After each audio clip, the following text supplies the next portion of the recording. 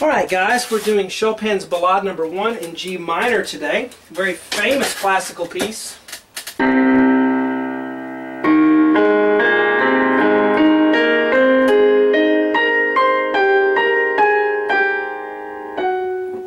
And so forth.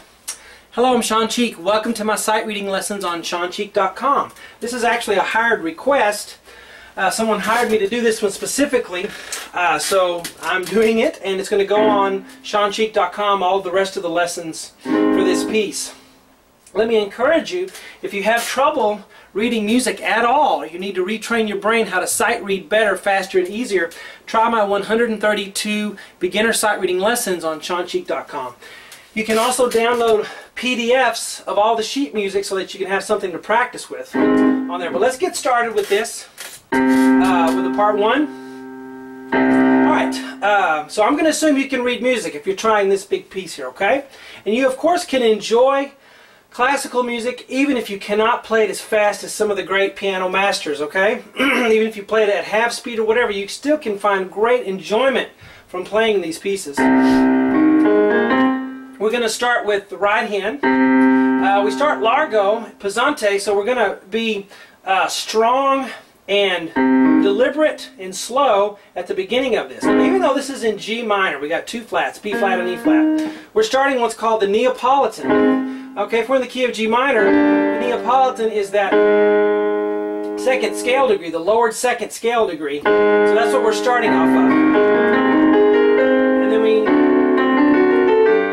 we get to G minor, we go to that 5 and then the 1. So this A flat thing here is just a Neapolitan chord. It's a chord progression that's used quite common, okay, especially in the Romantic period. But anyway, we're going to start with a C on the thumb, and then I'm going to count 2. Now, I'm not going to do a whole lot of musical things in here. I'm mainly teaching you the rhythms and the fingering and the notes, okay? So 1, 2, 3, and that's tied. And then I'm going to go E flat because we got 2 flats in the key signature, B flat and E flat. All B's and E's are automatically flatted. Okay, 1, 2, 3, E flat, and then A flat with 3, B flat with 4, and then middle C with 5. Okay, so the right hand's in the bass clef there. Then we're going to go to 1 on the A flat there, and then we're going to go up to E flat with 2, B flat with 4, C with 5, and then A flat with 1, E flat with 2, B flat with 5, or 4, sorry. And then that's a high C up there with 5, G with 2, B flat, A flat, G, and then F sharp. And you can do, you know, the fingerings are subjective. What is written here is fine. Now the left hand is going to play the same thing an octave lower. Okay, so we start with a low C with a 5th finger. That's tied.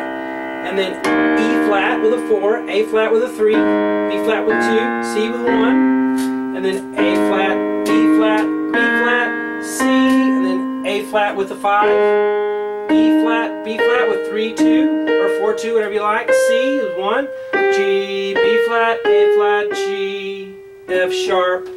So both hands are playing octaves together, and you need to count it, okay? Let's do it, real slow. 1, and 2, and 3, and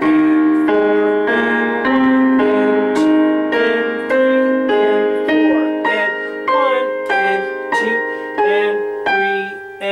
2, and most people will pedal and hold the pedal down through all of that, and then they'll let it up towards the end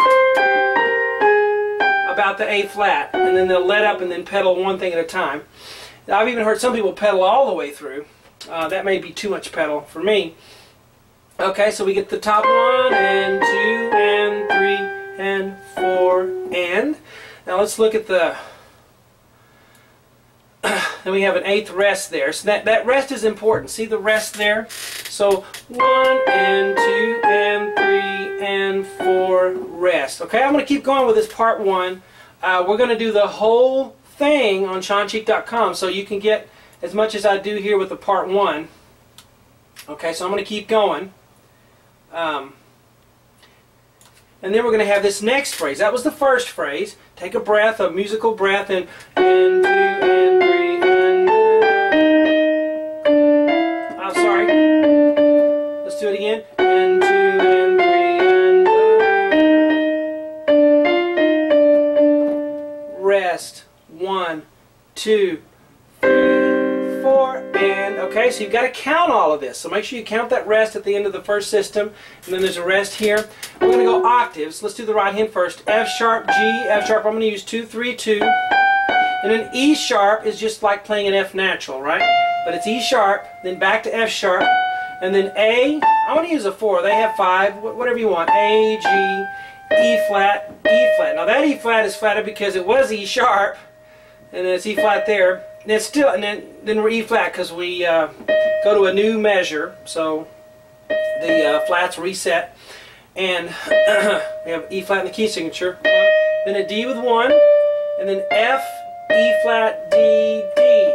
What you have to watch is the triplet. See the 3 there? This is a triplet at the end of this. This is also a triplet at the end of this. So we count that 1 and 2 and 3 and triplet, 1 E and a triplet, 3, 4, 1, 2, 3 and 4, and see how I counted that? Okay, let's do the left hand. It's also octaves. F sharp, G, F sharp. We'll start with a 2. E sharp, F sharp, A, G, E flat. And then this is again is another E flat. Now I'll play the first E flat with a 4, then I'll switch to a 2 when I play the second one. And then D with a 3, F, E flat, D, D. So starting right here, it's 1 and 2 and 3 and triplet, 1, a 2, a 3, rest, 1, 2, 3 and 4, and so now we're going to make this our new starting place in a minute. But let's start at the beginning and go that far. Here we go. Go. 1 and 2 and pesante.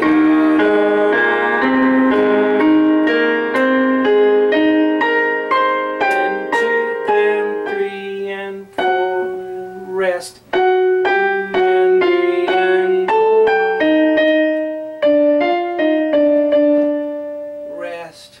1, 2, 3 and 4, and okay, so this is our part 1 here. The rest of it I'm going to do the whole ballade, okay? Take you through each measure just like I've done here on shawncheek.com. I hope you guys enjoy it. Talk to you later.